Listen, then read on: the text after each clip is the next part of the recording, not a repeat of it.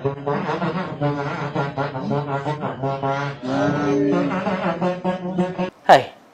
siapa pula rem motor luar surau ni? Oh, PA system. Sepanjang saya jadi imam kat surau, kat masjid, tak pernah saya berdepan dengan keadaan PA system yang macam ni.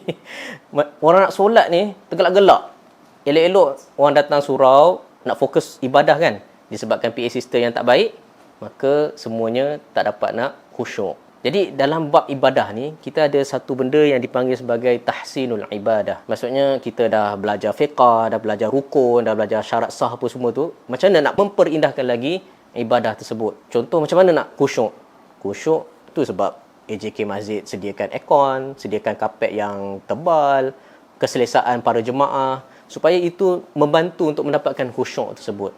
Jadi tahsinul ibadah ni ada dalam peringkat individu. Contohnya bagaimana nak perbaiki tajwid, perbaiki rukun solat, syarat sah wuduk, perbuatan fi'liyah, qauliyah yang lain. Ada juga tahsinul ibadah di peringkat jemaah. Bila PA system tak elok, maka semua jemaah gelak bukannya solat. Jadi kat situ dah tak cantik dah ibadah solat berjemaah itu.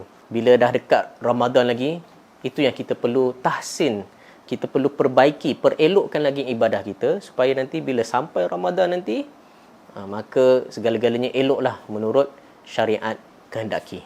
Banyak lagi tips-tips tahsin ibadah yang boleh saya kongsikan. Jadi apa lagi, komen lah. Nak tahsin Quran ke, tahsin solat ke, tahsin puasa ke, silakan komen. Dan ada butang share, ada butang like. Tekan-tekanlah. Sama-sama kita sokong projek untuk memperbaiki ibadah kita. Saya Muallim Mudin Izzat. Akhirat tujuan utama, dunia jangan dilupa.